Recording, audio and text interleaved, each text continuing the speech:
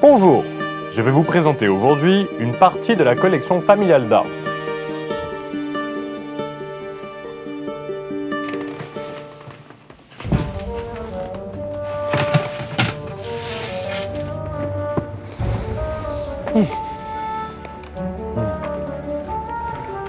Je vais pas seulement vous montrer des armes, je vais aussi tirer avec. Ça m'ennuie. Le son est incroyable. Ah ben dis donc, il est presque midi. Fin de journée tout le monde. Je me tire d'ici. On n'a rien filmé encore, hein? C'est vrai. Quoi? Tu as-tu lancé le jingle? Non. Ah, ok. On lance le jingle.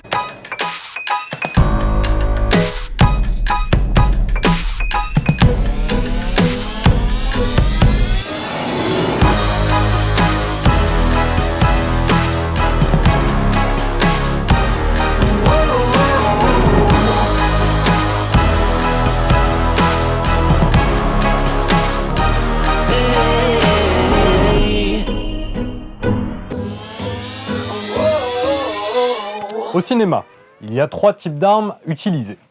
Et le tank, annulez le tank. Premièrement, les vraies armes modifiées pour tirer des balles à blanc. Dans ce cas, un son réaliste est obtenu. Sauf que ce même bruit peut poser problème en ville, et il y a aussi la sécurité et le transport à prendre en compte. David, on est des trafiquants d'armes. Trafiquons des armes. This truck here is an armory truck. It's federally licensed. Oui, parce que les vraies armes, on ne les transporte pas comme des petits pains. Sauf si on est au state. C'est un peu plus simple là-dessus. Boom, come over here. Boom, come over here. Pour toutes ces raisons, les productions utilisent aussi des armes qui ne font que lancer des douilles, et souvent, ce ne sont que des répliques, qui ne font rien du tout. Par exemple, dans World War Z, on peut voir la marque des répliques Classic Army. Tous les sons ont donc été reproduits au montage. Oui, mais tous les amateurs le font déjà avec les banques trouvées sur Internet. Sauf qu'ils le font mal. Déjà, 7 fois sur 10, ce n'est même pas le bon type d'arme que l'on entend. Et le bang, ce n'est pas tout. Il y a aussi le son des balles qu'on charge. Le son du magasin qui entre dans son logement. Le son du mécanisme qu'on arme et celui de sa sécurité qui est retiré. Oui, ça serait instructif de tout refaire dans le sens inverse. Par contre, J'ai même un exemple. Oui, parce que moi, je viens avec des arguments. si tu fais déposer ton argument, par contre, on aimerait beaucoup ça. Première étape, il vous faut un son d'arme, mais de grâce.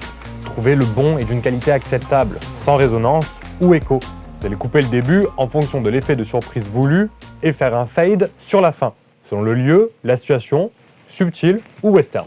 Ils peuvent aussi utiliser un silencieux. Dans ce cas, soit on mise sur le réalisme avec un coup de feu à peine assourdi, soit on y va Hollywood et on prend un enregistrement de pistolet à clous.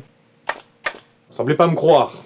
Bon, eh ben on va comparer. Non, on te croit, voyons. Repose ce pistolet, hein?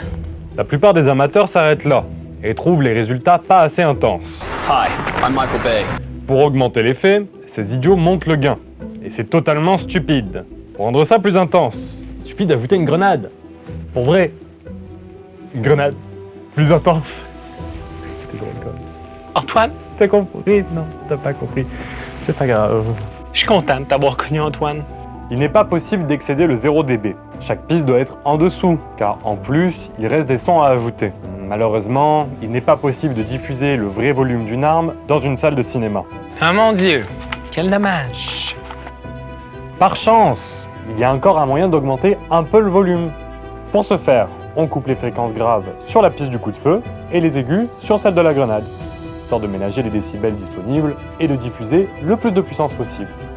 Si le résultat n'est pas assez violent, Awesome barbecue, awesome pull. ajoutez l'enregistrement d'un marteau qui tape contre du béton armé. Béton armé. Elle est bonne. Bon, on commence la partie de minutie. Dites-moi, vous n'auriez pas un char ou deux sous la main, là? Les munitions et les douilles éjectées de l'arme. Pour le 9 mm au calibre 45, je vous recommande Chaudement les nouveaux crus autrichiens. des clous de charpente,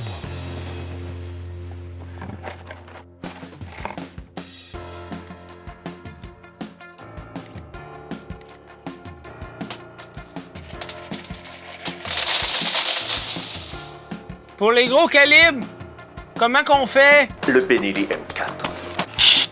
Tais-toi! Encourage-le pas! Des plus gros clous. Ceux à ciment sont parfaits pour imiter le son des 7,62 autant. Et n'oubliez pas d'imiter aussi la surface sur laquelle ils tombent. Pour les sons de manipulation, la plupart peuvent être obtenus avec une brocheuse à bois. Après le pistolet à clous, le marteau, les clous, on trouve tous les sons à la quincaillerie. Autre chose. Et si ça n'est pas encore suffisamment violent, C'est bien, on est même limite trop bien. attends, on peut faire mieux. Si vous montez en 5 points surround, assurez-vous que chaque son de l'arme soit bien positionné dans l'espace. Ensuite, ajoutez un boom uniquement sur le canal du subwoofer, qui viendra faire vibrer la salle. Pour finir, l'oreille s'habitue très rapidement au bruit, mais aussi au silence. Alors coupez tous les sons et surtout la musique, une image avant la détonation. Et si c'est pas encore assez violent, allez voir un psy. Sérieusement, ça va pas. Pas assez violent. Vous êtes fous, quoi. Je suis un spectateur dans la salle, hein, tant que vous y êtes. Soyez imaginatifs. Les armes ne sont pas la seule solution pour dynamiser un film. Et quand bien même, il n'y a pas que les armes à feu. Pourquoi qu'on n'a pas pris mon scénario sur le top 3 des fonds blancs? C'est dégueulasse. Je vous conseille de lire le livre Pan. Vous verrez que peu de classiques du cinéma se sont contentés de simples pistolets. N'oubliez pas de mettre un pouce bleu, la cloche et des commentaires si tu connais d'autres techniques pour le son des armes.